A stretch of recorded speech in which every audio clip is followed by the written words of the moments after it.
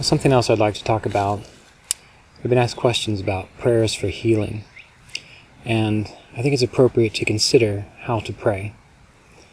Many people teach you to pray to your concept of the divine consciousness. I think that's an excellent idea. I was recently told about a book called The Cloud of Unknowing, which was a Catholic text. And the whole purpose of that book was to get a person to settle down for at least 20 minutes at a time, to focus on, honor that divine aspect of consciousness, that concept of God or goddess as it is real to them. And that is all one is meant to do. Simply focus on that ideal.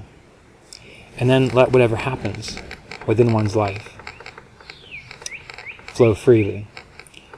And once you complete the prayer, once you complete the meditation, you focus on living your life, as we did and discussed in the previous video, as effectively as possible. Meaning, if you have difficulties that you have to attend to, you attend to them. If you have work to do, you do it as a method of honoring that unique expression, the divine consciousness flowing through you. But the topic of this particular session is on a prayer for supreme healing. Supreme healing. Now, what does it mean to be healed supremely? Does it mean that you lose all of your problems, that your body is miraculously healed? Or does it mean that you are aware of what you are at the core of your being, the essence of your being? Because once you can exist as that pure, timeless state, then life rises, life falls, good things come, good things go, and you understand that everything, whether you can comprehend it or not, is an aspect or expression of that one infinite abstract intelligence, that divine consciousness that many people refer to as God. So I want to encourage you to undertake this prayer for supreme healing for a minimum of 7 days. If you can, for 21 days, that'd be excellent. And what is that prayer? It's to wake up every morning and first get settled in your meditation posture and affirm that you are going to do your absolute best today. Even if you fail, you will have done your best. And this takes us back to that idea within the Bhagavad Gita, where it's stated that it is better to do your duty poorly than it is to do another's well. So whatever occurs throughout the day, you just affirm that you are doing your duty with the power of divine consciousness flowing through you as best you can. Whether you fail or not, you cannot help that. You're simply doing your duty. So you affirm that first in your meditation posture. And then maybe go through a few rounds of mantra, or alternate nostril breathing, or your Kriya pranayama. And those of you that are not aware of how to do meditation practices such as this, please see the playlist on this channel. Under Learn Kriya Yoga, go to the playlist, Learn Kriya Yoga, and you can learn all the techniques that you will need to get started. But anyway, go ahead and do some meditation to get settled. And then set a timer, or look at a clock, whatever you need to do, for the next 20 minutes. And you simply affirm and acknowledge. You have a concept of divine consciousness. Maybe it's goddess, maybe it's God, maybe it's the pure essence of your being, whatever it may be, or divine light. So affirm that this too is God, or this too is the goddess, or this too is the divine light, however you perceive it to be. You affirm that, and whatever arises within your consciousness, that is what you are saying is God, divine consciousness, pure being, the abstract infinite intelligence, anything that arises.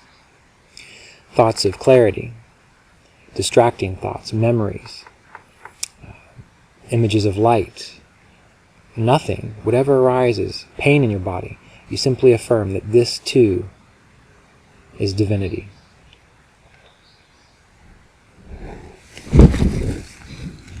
If your body is unwell and you have pain, contemplate, how can I see this, experience this as divine consciousness?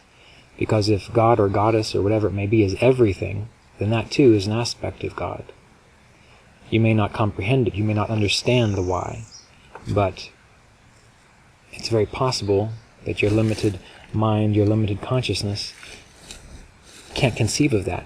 And it's not just you, no one's limited mind or consciousness can do that. So this is where we take the step off into faith, into being a part of, recognizing that we are an aspect of something much greater than ourselves that is a mystery that we cannot understand. And through this prayer, every morning, for 20 minutes, we are learning to dance with that mystery. And I call this a prayer of supreme healing, because after 7 days, if you do it well, with attention, with dedication, every day, or 21 days, which would be ideal, your consciousness will become more clear and open, and you will start to recognize God, divine consciousness in everything, within yourself, within others, within the joy, within the sorrow, within the world, within the expression of the night, the day, death, birth, everything. And when you have that grand vision, then you are supremely healed, as the yogis are, or the saints or the sages, when their vision is one and unified. And that is their entire experience. So consider this prayer of supreme healing.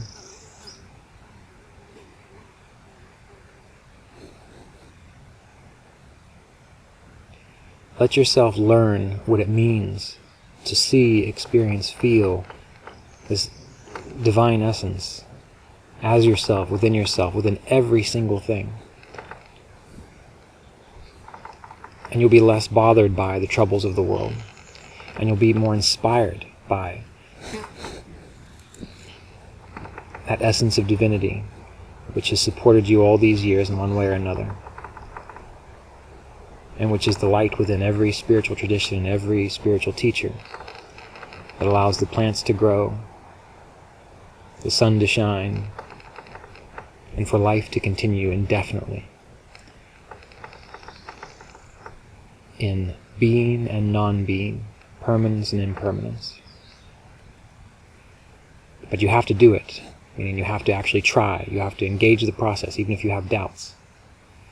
Because only through learning how to affirm this and experience it directly will you understand why I call this a prayer for supreme healing. So again, consider, wake up every morning, take a minute or two to affirm that today, whatever comes your way, no matter how you feel, you're going to do your utmost best, and you can do your utmost best, whether you fail or whether you succeed. And that really the issue is not failure or success, it's the doing of it. That will only take a minute or two.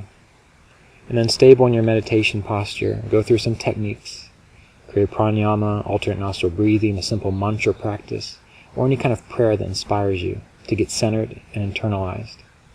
And then for 20 minutes, use the affirmation, the feeling that this too is God, this too is the Goddess, this too is divine consciousness, whatever word or term you want to use. And whatever arises, whatever you experience, whatever you see, you allow that to be an expression of this divinity. And repeat this for 7 days minimum, 21 days ideally. And see how it transforms your inner consciousness. And see how it transforms your life.